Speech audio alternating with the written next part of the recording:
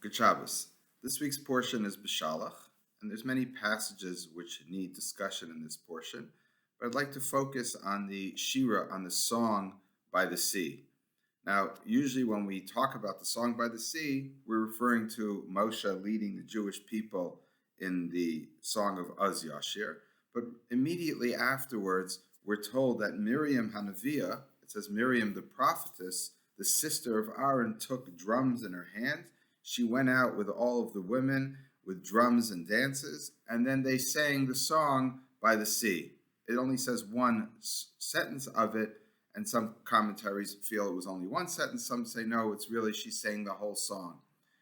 Whatever it is, it does seem that the Torah is trying to emphasize here that not only was Moshe a leader and he took the men and he sang, but Miriam was also a leader. And although it's presented as a leader of the women, I think a simple reading would show that she was almost like an alternative leader or a parallel leader.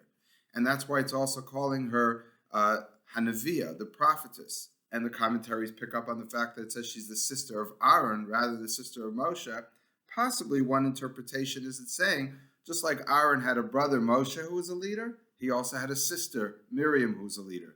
So it's not comparing her to Moshe and saying she's a sister like she's a second rate, but rather she's the equivalent of Moshe and a parallel leader. And when we read different sections and that passages that deal with Miriam, we have an impression of how Miriam was different in her leadership. In the very beginning, when Moshe is put in his in the basket and left adrift in the Sea of Reeds, it says that his sister stood from afar, and then what she did is she watched him and she made sure to take care of him, that when he was finally brought in by the daughter of Paro, Miriam was responsible to bring Moshe back to his mother. So although it's saying she was distant from him, that might be a description of Moshe, in a sense, drifting away and apart from the people, from his people. And Miriam's job is always to draw him closer. And that would just tell us something about Miriam, that Miriam's whole approach was to bring him close rather than Moshe being sort of distant. And I've talked about this other times where Moshe is described as being raised in the house of Paro, and therefore he seems to be somewhat of a distant leader. He ends up on the Mount Sinai with God, and the Jewish people below are doing their thing. And he always seems to have some distance, which might be the description, an important description of what a leader is supposed to be. Perhaps they're not always supposed to be with the people. But Miriam shows a different type of leadership. And you might even understand this as sort of masculine and feminine traits, not necessarily only held by men or only held by women, but maybe somehow described as masculine and feminine traits.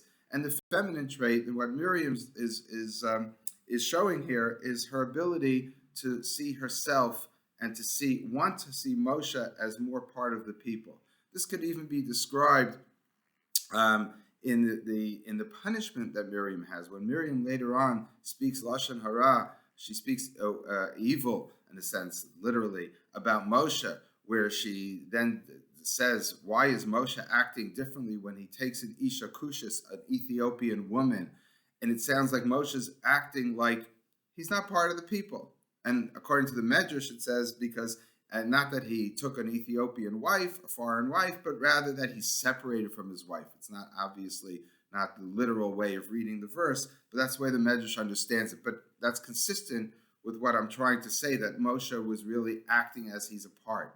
Not only is he apart from the people by marrying, let's say, a foreign wife, but according to the Medrash, he's separating from his wife. He's not acting like a normal, regular human being living with his wife. He's now a man of God.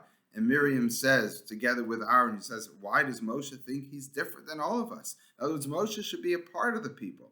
So her sin was really speaking ill of Moshe, that he's apart, but it's because she really wanted to draw him close. And then what is her punishment? Her punishment is tsaras. Her punishment is leprosy, and she has to stay outside of the camp. In a sense, she gets to understand what it means to be outside of the camp. But then it says the Jews didn't travel didn't travel until she was brought back into the camp out of respect for her, and maybe because she had to be part of the camp. She had to be drawn in, and she had to be close to the people in order for the people to move forward. So all of this is trying to describe Miriam in a very positive light, that she's a leader, which is a parallel to Moshe. On the other hand, when we look at the when we look at the Torah and we try to understand the etymology and derivation of her name, we're not given one. When Moshe is born, we're told where his name comes from, because he was drawn from the water. But by Miriam, it doesn't say what her name is.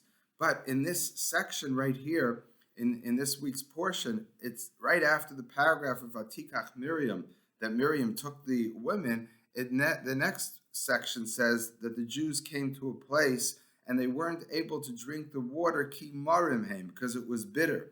And in Hebrew, the word marim is spelled exactly like Miriam, because we don't have the nikudas, we don't have the vowelization in the Torah, and just the consonants themselves, when you read it as if it's in the Torah, it's spelled the exact same way: mem, resh, yud, mem. Miriam or marim. So therefore, her name seems to be bitter, and it could even be read as Mar Yam, bitter sea or bitter waters. So it sounds like the Torah's sort of understanding that her name is associated with bitterness. On the other hand, when she dies, immediately after her death, it says the people didn't have any water to drink. And the Medrash, interestingly, says that the reason was because they had a spring which was traveling with the Jewish people. After this week's portion, Moshe hits the rock and the water springs forth. So the Medrash says that was there with them the whole time. And it stopped upon Miriam's death. And then what happens? And then we're told that, according to the Medrash, that the reason that stopped was because it was in Miriam's chus, in Miriam's merit, that we had the water. And when she dies, we don't have the water. So it sounds like we're really saying that she was the source of sweet water. And you can go back and interpret this sentence and saying, oh, the water was bitter, but Miriam is the one who, in a sense, the antidote to the bitterness. And therefore, she's the one who draws forth the sweet waters. And she's the one, and also the waters come from the ground. They come from something close. Not like the mun, which comes from the heaven, which the Medrash says was in the merit of Moshe, because Moshe is sort of a heavenly person. That's where the mun comes from. The water comes from the earth. And it could have been just the opposite, because water usually often comes from rain.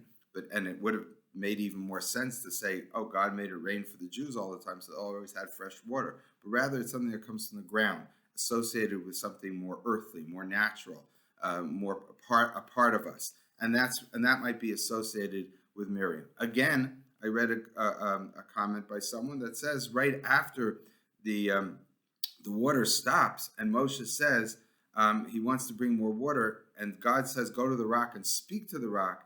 He goes to the Jewish people and he says, Shimuna Hamorim, listen, you rebels.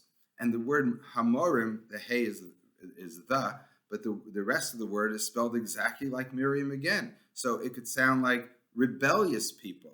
So it's associating Miriam now with bitterness, perhaps with rebelliousness, or you could read it perhaps, I don't think this is a real literal reading, but maybe he's saying, Shimuna Hamorim, listen, Miriam, could we bring forth water from this rock?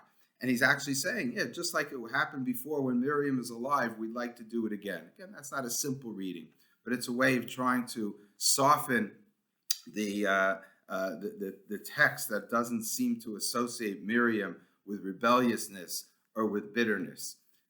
So it's not clear to me exactly how to read this. My preference is to read it that Miriam represents this approach to bringing people back to God, closeness, trying to create unity rather than distance.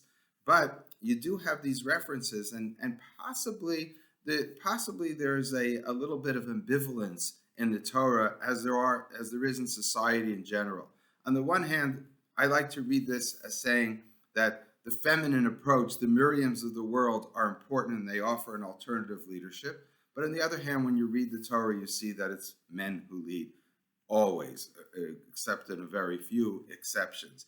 And Miriam seems to be a side figure. Maybe there's an ambivalence about what women represent that maybe just is just a projection and a reflection of what the Jewish people or ancient people or most people up until recently, how they viewed women and women's role is that, yes, if they want to lead, that's an act of rebellion. There's a certain bitterness. Stick to the men and stick to the leadership and the authority figures that we have. But maybe the Torah is giving us underneath the surface, a realization that there's an alternative, that there's a different approach to leadership. There's a different approach to being a people and being sort of kind and gentle and more natural and representing the approach of Miriam. And therefore, although Miriam is criticized when she speaks ill of Moshe, maybe she has the right approach, or maybe the Torah is saying that's also a very legitimate approach. Good Shabbos.